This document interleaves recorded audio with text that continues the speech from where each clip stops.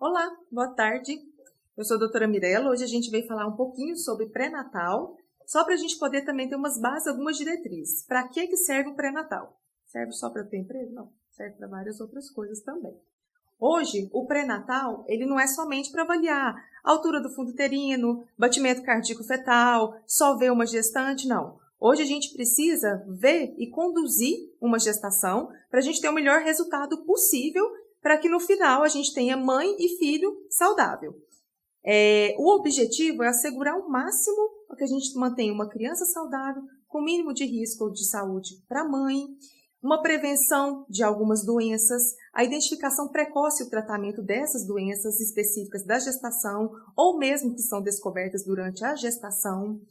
E de acordo com a OMS, nós precisamos salvaguardar a saúde dessas mulheres durante esse período da gestação. E também para poder orientar sobre um puerpério, um aleitamento e os cuidados em relação a essa criança. Orientando também sobre o parto, sobre as condições para ter um filho sadio. O início precoce do pré-natal e assíduo é fundamental para que a gente consiga levar uma gestação boa adiante. A gente precisa de pessoas especializadas, claro, um obstetra, se possível, uma equipe que contenha uma enfermeira obstetriz, nutricionista, psicólogos, para que a gente possa levar adiante e orientar bem essa gestante até o final da gravidez, podendo também esclarecer todas as dúvidas dela. Os pontos cruciais para um pré-natal adequado. A gente precisa, primeiramente, estimar a idade gestacional dessa gestante. Por quê? Eu preciso saber de quanto tempo exato para mim poder programar esse parto e para mim saber quais são as fases dessa gravidez e as coisas que nós podemos intervir em determinados períodos. A identificação das pacientes que são de risco, né, que são pacientes potencialmente complicáveis, avaliação constante do estado de saúde dessa mãe e do feto, diagnóstico e terapêutico precoce das patologias que possam vir a aparecer, educação e comunicação e orientações desse casal, desses novos pais, e tanto da família que vai poder participar também. Com o objetivo geral, a gente tem para orientar os hábitos de vida dessa gestante, o que vai mudar, o que ela vai precisar se adaptar para isso. Assistência psicológica, que na maioria das vezes é fundamental, porque é uma mudança muito brusca, muito radical na vida de uma mulher, a gestação. A preparação para o parto, porque às vezes o medo do parto torna-se tão grande que a gestação torna-se dificultosa. Ela não consegue nem curtir nem aproveitar esse momento. A gente também orienta em relação a evitar o uso de medicamentos que possam prejudicar o concepto. Tem que tratar também os distúrbios usuais da gestação, como postura, o ganho de peso, algumas orientações das atividades comuns do dia a dia ou atividades físicas, fazer algumas profilaxias em relação ao diagnóstico e tratamento de algumas doenças próprias da gravidez ou que possam aparecer como intercorrências.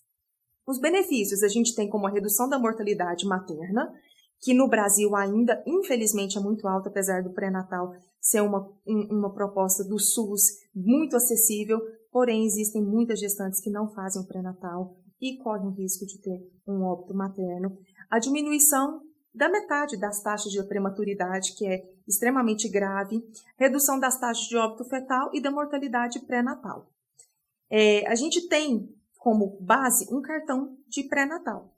Toda gestante tem que ter, independente se ela faz pré-natal pelo SUS ou se ela faz pré-natal em convênio ou particular. O cartão de gestante ele serve para guiar muito bem a gente sobre as consultas e também, em caso de alguma intercorrência, chegou com o cartão de pré-natal, a gente sabe o histórico dessa gestante. Vai ter todos os dados pessoais, idade, alguns dados básicos da anamnese. E também vai ter os dados das consultas, relativo à idade gestacional, altura de fundo uterino, peso, IMC, batimento cardiofetal, se existe movimentação. Vai ter também os exames do pré-natal, principalmente para o mais importante são nossas sorologias, conhecido como a PAI-1 ou o teste da mamãe, que isso vai nos nortear para poder conduzir esse pré-natal.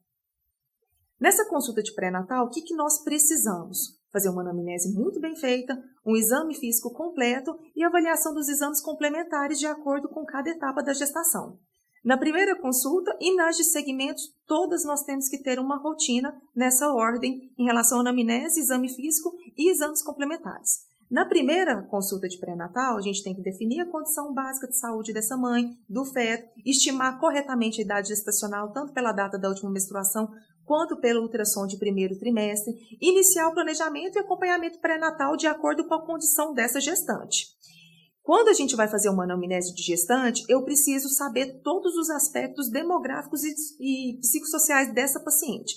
Nome, idade, cor, estado civil, profissão, religião, naturalidade, procedência. Para que tudo isso? Existem algumas patologias que são bem características de determinadas faixas etárias, outras que podem ser agravadas com a faixa etária, como no caso de pré-eclâmpsia, nos extremos da vida reprodutiva, tanto como uma gestação numa idade de adolescência ou uma gestação na fase idosa após os 35 anos de idade. Estado civil, importante demais. Eu preciso saber se essa gestante tem uma condição emocional, se ela tem um apoio de um parceiro nessa gestação, um apoio da família, para a gente poder saber como é que vamos transcorrer nesse período. Profissão interfere? Interfere. Existem algumas profissões que podem oferecer risco durante uma gestação. No caso de peso, no caso de postura, então a gente precisa saber. Cor também. Existem as negras onde a gente tem um índice maior de pré-eclâmpsia. Tem que ficar atento? Bastante. Naturalidade e procedência para saber se existe risco de algumas doenças que são regionais. Na adolescência, o risco maior, como a gente falou, da questão da pré-eclâmpsia, e maior de 35 anos, essas pacientes com risco maior de trissomia e alterações como diabetes gestacional ou pré-eclâmpsia também. Antecedentes médicos pessoais e familiares, como hipertensão, endocrinopatias, cardiopatias e algumas colagenoses. Os antecedentes obstétricos, para saber como que foi as gestações anteriores. Na história de menarca, característica dos ciclos menstruais, método contraceptivo, isso serve para a gente também saber gravidez planejada ou não. Para a gente poder calcular também a idade gestacional, com base na data da última menstruação, se corresponde ou não a ultrassom de primeiro trimestre, caso essa gestante também não chegue no primeiro trimestre, que tenha o ultrassom para a gente poder calcular exatamente a idade gestacional. E também para saber se existe alguma patologia cérvico-vaginal ali com o exame de prevenção.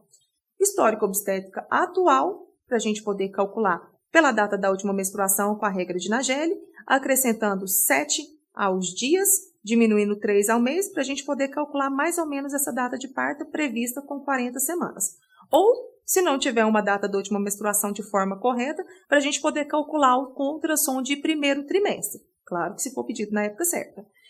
No segmento, a gente tem que obter uma breve história e interrogar essa gestante sobre algumas intercorrências, tipo contração, está tendo algum tipo de sangramento, secreção vaginal está normal, existe algum risco de vaginose ou não, que isso pode acarretar algumas complicações como corioamnioniite ou coriamniorrex.